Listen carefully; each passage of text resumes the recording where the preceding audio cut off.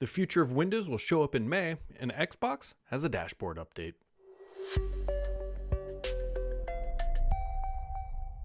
Boom, my friends. Somehow another week has gone by. I turn around, it's Friday, which means it's time to record things, or it's really late Thursday evenings are when I'm really recording these things these days. And a week, I don't know if the podcast makes time fly by or whatever it is. Whatever. April's happening, April's coming, and hopefully you had a wonderful week. Hopefully you had a good week. It's been very rainy on this side of the microphone, but let's dive into the news because, hey, we got the build session catalog, which realistically means here in roughly May 21st. I say roughly because build kicks off, I believe, May 21st, but it stretches a couple days. It stretches a couple days. However, there's a lot of sessions in here, and really, if you kind of read through the sessions and kind of understand, hey, what's going on, and this is going to shock everybody listening to this podcast when I tell you what's going to be the focus, when I tell you it's going to be AI and ARM stuff, like crazy, right? However, there are some interesting sessions in there, but the one that I'm most interested in, we can't watch because if you're on the video side, you'll see it up on the screen, but there's one called Designing for a Brand New Windows AI Feature. And it is in person only, and it will not be recorded, which means I think you have to pay $1,800 to go to build, something crazy like that, if you want to see this session. Now, there's obviously other sessions that will be available. Things that we'll talk about. The next generation of Windows on ARM is one area. And so I think we're going to see a lot of, right, we know this Qualcomm, the Qualcomm Elite chip is coming. We know that Windows ARM is getting a big thing here in June. And we also know Copilot and AI and all that other stuff.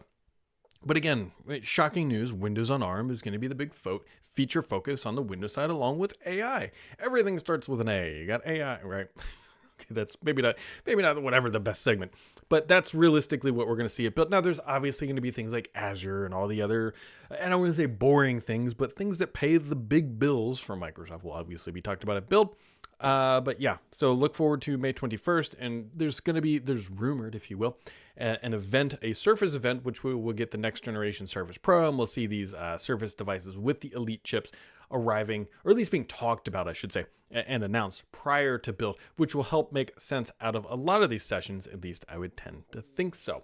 So, other things happening. The PC market has grown. The national nightmare is over, according to IDC. Oh, wait a second. They said it only grew 1.5%. Now, there needs to be some asterisk on this number because first off, 1.5% is roughly flat, but technically it's a growth. However, the prior 2 years had been declined. So if you decline a whole bunch, you eventually will grow, but it's just not back to where things were. Still, nearly 60 million units shipped in Q1. That's a big amount of shipments. That's a lot of devices. That's why the PC industry is there and exists because, hey, if you're shipping nearly 60 million of anything, that's a lot of devices going out the door. And mind you, those should all, I don't think you can buy a Windows 10 device. Yeah, it's end of life next year. So those are all Windows 11 devices. So keep that in mind. Just sort of keep that in mind. Other things that are happening in the world of Windows, because Microsoft is, speaking of Windows 11 and growing that market share, if you have Windows 10, you might be seeing this full screen ad coming to a device near you. Microsoft has started pushing these, hey, look, Windows 10, end of life, upgrade to Windows 11, which is really great unless your device doesn't support Windows 11. And then I don't know what you do. You just kind of sit there and twiddle your thumbs, and maybe the IDC is expecting that this is going to help grow shipments because, look, if Microsoft is saying your device is no longer supported and you can't run Windows 11 and Windows 10 is out of date, what are you supposed to do? Well, you could sail the high seas or you could go buy a new device, and I think the PC makers are really hoping you choose that second option, and so does Microsoft, candidly, at the end of the day.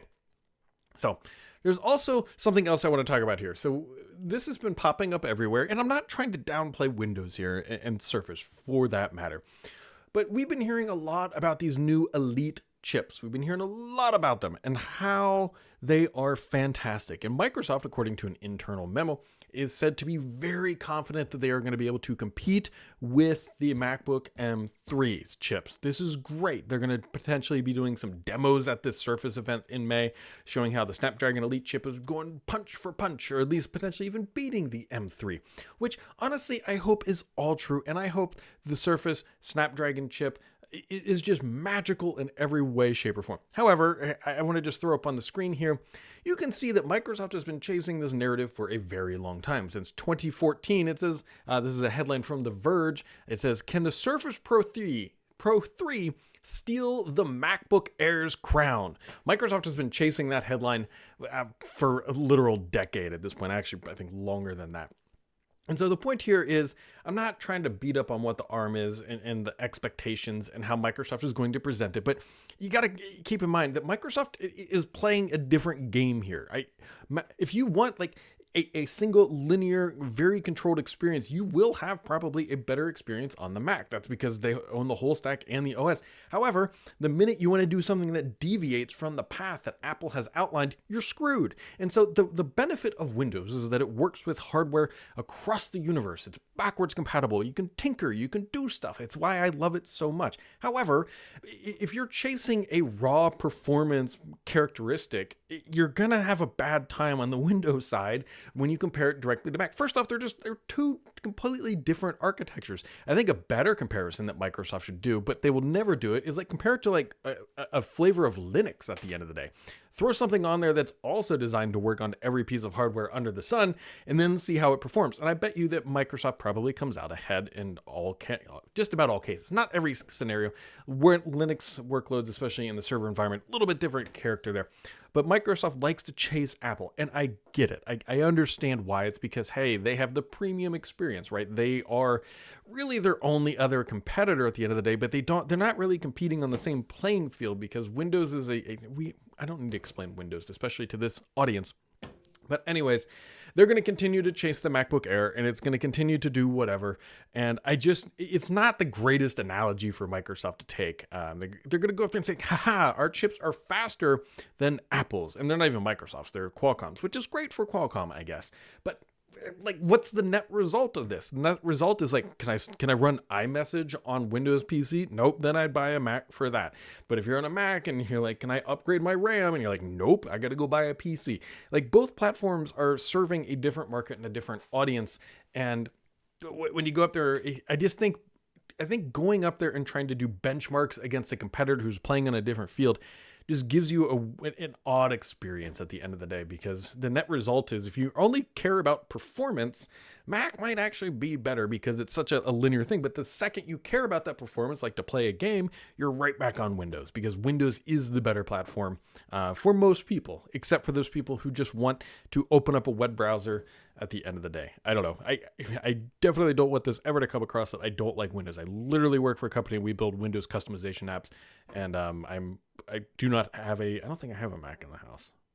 I used to at one point, but I don't anymore. Anyways, that's sort of that. It's just sort of funny when I hear these things like, they're going to topple the MacBook Air. It's like, guys, you've been chasing that dream for a long time. Let's move on to a different dream, or something that's more, a little more beneficial. And well, the hilarious part of that is, like, really, who were they going to topple with these Snapdragon chips? It's going to be Intel. Let's be kind of real here. It's not Apple. If somebody wants a MacBook, they're going to buy it. I'm sure there's somebody out there, but there's very few people out there who are going like saying, I've got a MacBook and I've got a Qualcomm Elite chip device thing, whatever they're calling it. No, that cross shopper doesn't exist. The cross shopper that does exist is the one who's sitting there with like an HP Elite Dragonfly or a Lenovo device running these ARM chips. Like, those are the real scenarios. And Microsoft's not going to go up there and slander Intel, which is probably why they're going after Apple, because they're the only one they can that they're not really like partnered with on a hardware perspective. So maybe I just solved my own riddle inside my own feeble little brain. So there you go. On to the gaming news of the week. Fallout 4 is getting a free upgrade for current gen consoles on April 25th, timing in very nicely with the new Fallout series that I believe it's on Amazon, I think. I have not watched it yet. Maybe on the weekend. Time is a little bit limited for TV shows, and so I don't watch a lot of TV, but we will see. Speaking of things that are coming to your Xbox, not just a free upgrade, the Xbox April update is now rolling out. There's a couple new things in here. So there's these new sub-menu navigation options for the Xbox app on PC. Those are starting to roll out, so you may not have that, but they will get to you eventually. There's Discord voice options. You can open the guy and go to options and then mute the soundboard. If you know what that means, you will know exactly why that is important. And also game hubs are now available to all PC players out there. Also on the Xbox side, they're testing I should say testing. It's on an insider test, so yes, technically they're testing.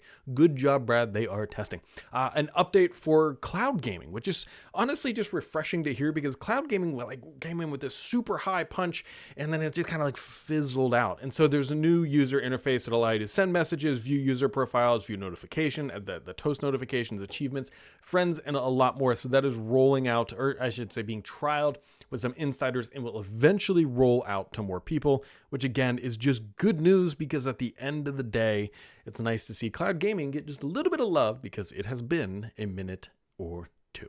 So, all right, on to my favorite part of the week. Khadgart kicking off the questions with a paragraph. He says, congrats. Oh, I forgot. So I was on Unlocked this week over on IGN. I sat on their panel. You can go watch that podcast. And it's also on YouTube and your favorite podcast platform or whatever. So I sat on there and it went well. It was a lot of fun. Anyway, so Khadgart says, congrats on being unlocked. So he says, so first, I agree with you that Xbox, it was all Xbox talk.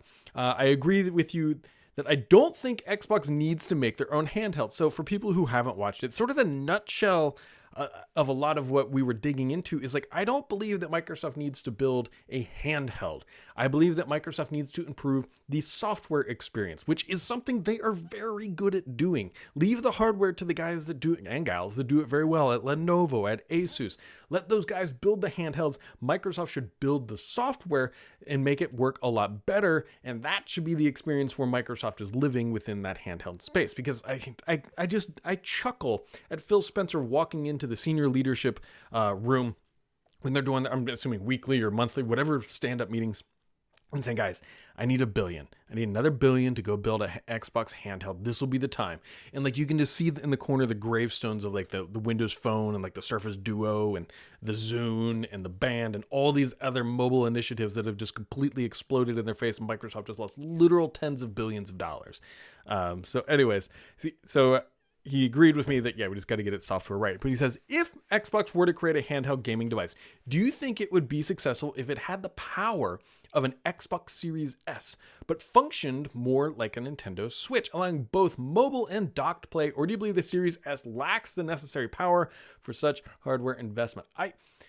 Here's my problem. It's not hardware that's holding back the Xbox platform. I did a poll on Twitter. I don't know if I have the image here linked anywhere. Nope, maybe I don't. I think I overwrote it.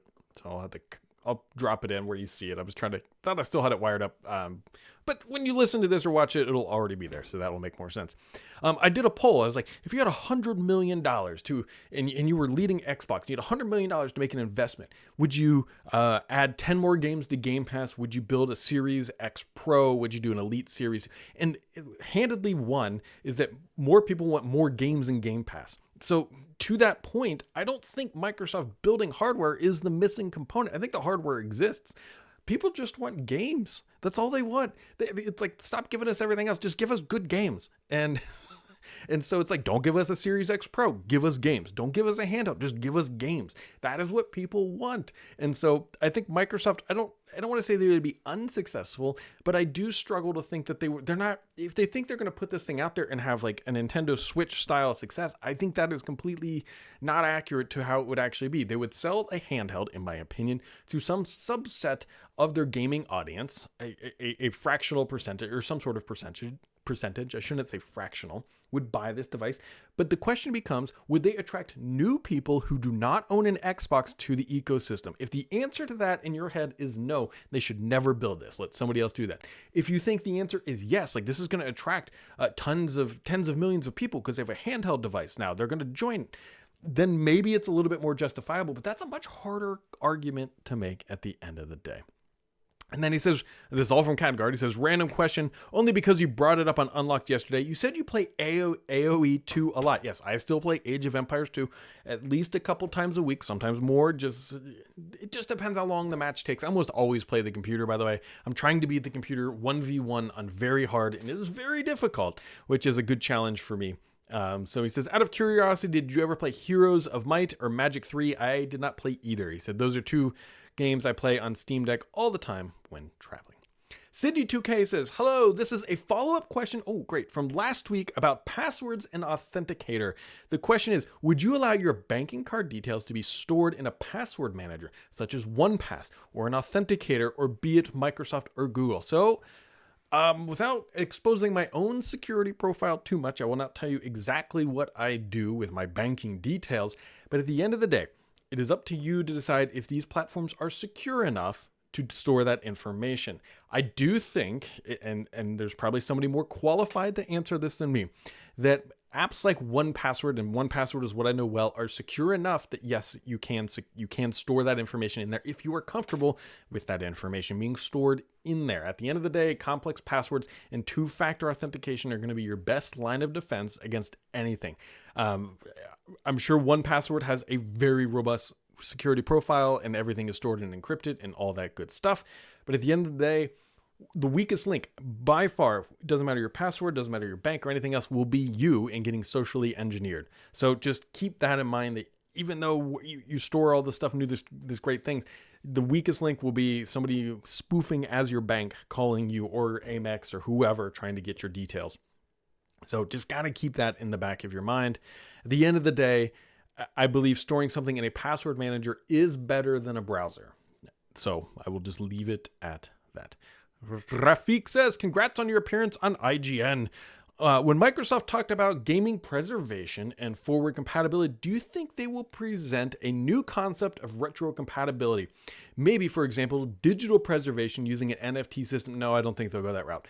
Do you think they will present an all-new system for gaming I don't. So here's my thoughts on it. Here's where this conversation was steered to. So there was the letter, I think it was from Sarah Bond, talking about game preservation. So this kind of got soaked up around the internet. I think Jez Corden deserves some credit for the scoop on this. I think it was him. If it wasn't him, I apologize to whoever got it. Does not matter. Talking about game preservation. And now I got to be honest, it's a really weird time to start talking about game preservation, because we're like in the middle of a gen cycle at the end of the day, right? We're not, Xbox Series X and S have been out for a while. So what game preservation? What is going on here? Here's what I think's happening. Here's what I think's happening. So we're also like this all forward ahead on new hardware initiative. Here's my gut take on this. I think they are preparing to launch for a new generation of consoles, and they have to make some changes, right? They had to do this with every time, right? Somebody has to go back in and do backwards compatibility to bring stuff forward. And so how do you do that for the next generation? Well, why would they have to do that for the next generation, Brad? Isn't it supposed to just be like this one cohesive site? No, right? Remember, we have things coming online that we've never seen before. We have these NPUs, right? That's a new piece of hardware. We have these large language models. My guess here is that they're spinning up their new hardware division, or the division's already working, and they need these games to be compatible going forward. How do you do that? You create a game preservation group who is solely in charge of bringing titles forward. So you can imagine, like, I'm making things up here, but you'll understand the analogy here. So this group is going to go to Halo and say, like, okay, we're going to figure out how to do this. Because remember, they're starting on a roughly equal playing field, because all of the games that now work on Series X, whatever they need to move to the Xbox Series V next, is probably the same thing for every title. So you have one group who knows how to do this, and they go from title to title to title to title and do all that. However, Activision has a massive back catalog as well. And so that same group will know how to pull things forward into the new generation. And that, to me, is a long-winded answer to the game preservation. I think this is tied to their next generation initiatives and making sure that these titles are easily upgradable to be run for the next generation of hardware, and potentially cloud services and all that too. I think you can tie all that in at the end of the day.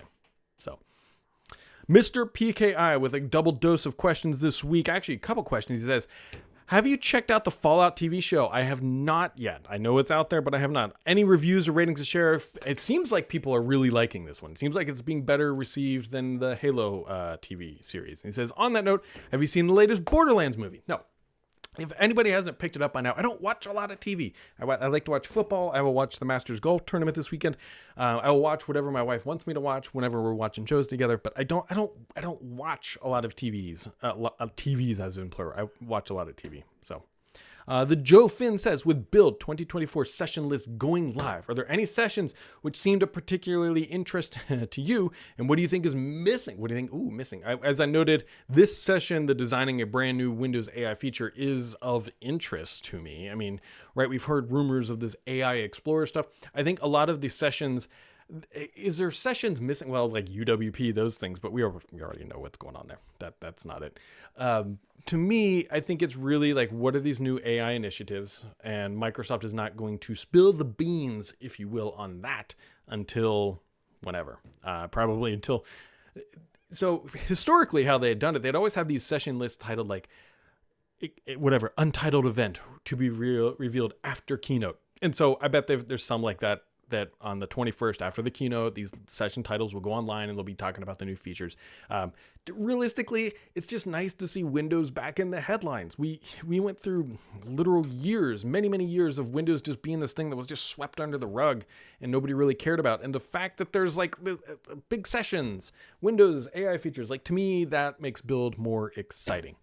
And Mr. PKI dropping the last question of the week. He says, hi, Brad, have you noticed how hard it is to change the default browser anymore? So there was an update that went out. What Mr. PKI is referring to is there was an update that went out. Was it part of Patch Tuesday, I believe?